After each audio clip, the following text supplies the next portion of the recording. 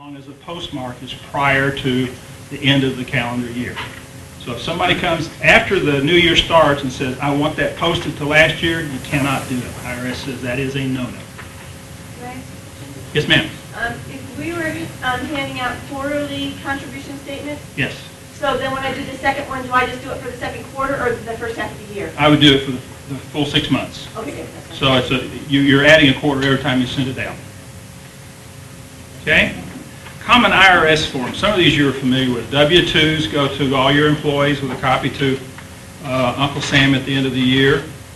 A 1099 is for those people you pay. I forget the threshold. Is it $500? $600 now? Anyone that you pay that's a contractor, not an employee, but a contractor, that you pay more than $600 cumulatively. That doesn't mean if you pay them $100 for 6 straight months, you're still going to have to send out that 1099. W-4 form, that's for your employees to tell you how much withholding they want you to take from their paycheck every week. A form that you may not be quite as familiar with, a W-9 form. Anybody know what a W-9 form is? At churches where I have worked in the past, we would never give a check to an evangelist until he filled out a W-9 form. What that is a request for a taxpayer identification number, which for individuals is going to be your Social Security number. But you ask for that because you have to have that information when you create the 1099 at the end of the year. You send the 1099 to the evangelist or the guest speaker or whoever it may be, and a copy of that goes to the IRS, and you've got to have their Social Security number in order to be able to provide that to the IRS. Make sure they fill out that 1099 form. The W-9. What's the top figure on that? If the you top. just got through one time a year, and is there an amount set there?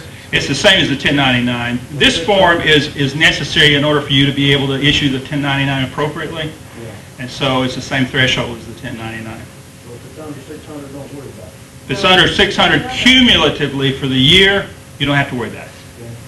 So even when because we have guest speakers fill out a W-9 where they can come with every speaker. That does not relieve me of reporting that. I still have to report that at the end of the year. The W-9 simply gives you his or her Social Security number that you put on file, so when you do the 1099, you can put the Social Security number on there. But the 1099, there's 2 copies, one that goes to the individual, the other goes to the IRS. Okay. See, my understanding that W-9 was that with them signing that they were, that was relieving me of any further reporting. That's not correct. You're correct. That is not correct. Okay. Yes, you have to submit the 1099 at the end of the year. And the W-9 is simply to collect the information of his name, address, his or her name, address, and Social Security number. We have those forms, but a lot of our evangelists, especially some evangelist missionaries, they'll come in and they want their offerings divided into housing, retirement, and then X number for salary. So, for offering. So do we give them, if we take their housing out, write them a check for housing, write them a check for retirement to the retirement fund, not to them, and then the remaining goes into their own pocket. If that part is under 600, is that required? We do it, but is it required? The rule is total compensation paid.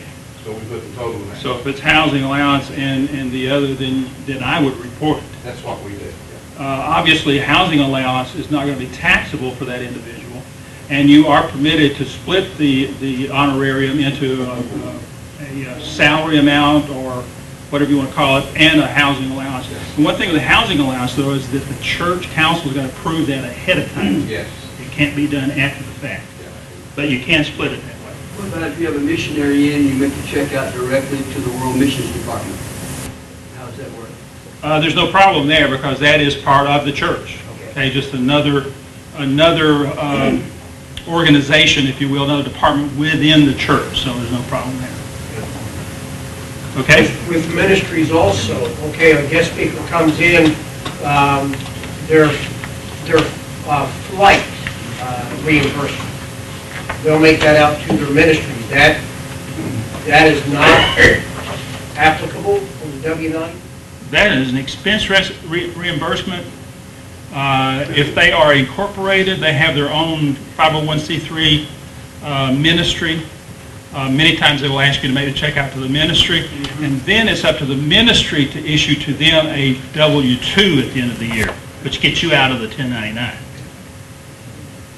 It's like you're paying the mechanical contractor to come out and repair your heating and air conditioning system.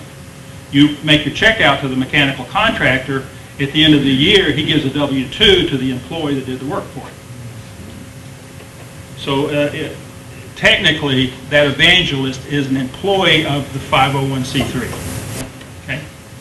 I-9 form, that's one that is, I think, becoming more and more important. We're hearing so much about illegal aliens in this country these days. An I-9 form is where you get verification that they indeed are eligible to work in the United States.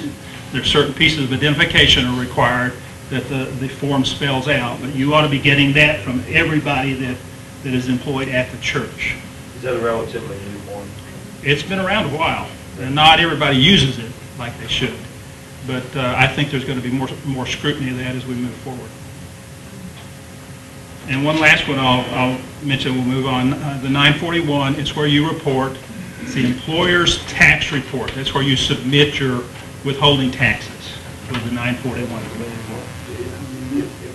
Okay? I have one more question. Yes, sir. Probably have a lot of questions. That's what we're here for. This happened recently. An evangelist came to my church. All the offerings came in. The finance committee counted it, made the check out to the evangelist. They didn't want it made out to them. They wanted it made out to the church that they was a member of, so that they could put it in the church's fund and then draw out of it as they needed it.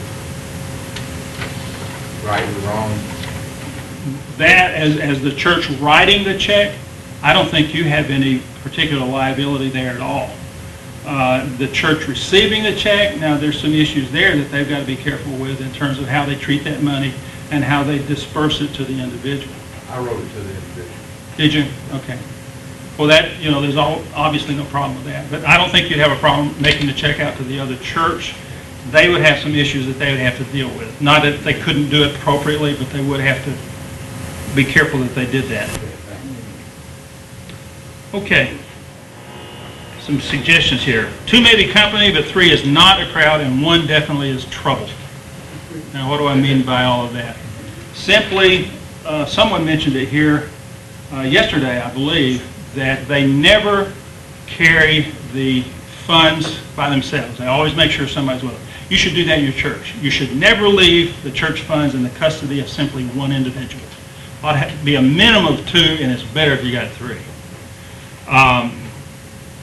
So I would always make sure that that's the case. Whoever counts the offerings, have them fill out a little slip that says, here's how much cash we got, how much in coins, here's the envelopes, and we both sign it and date it that we verified it. And then whoever takes it to the bank, I would have them done it again in pairs, at least 2 people. It's not all relative. By that I mean you should not have relatives serving on the counting committee. And believe it or not, there have been instances where relatives have conspired to steal from the church offering plate while they're back there counting it. It has happened. These rules, by the way, are not only to protect the church, it's also to protect the individuals involved in the process. You want to refrain from any appearance of evil. You want there to be no issue, no question whatsoever to protect those people who are involved in the process, as well as protect the church. So you make sure that money is secure. My suggestion is get some bank bags from the bank, put your offerings in that bank bag when it's counted by your counting committee. Have a committee take it directly to the bank and deposit it right then.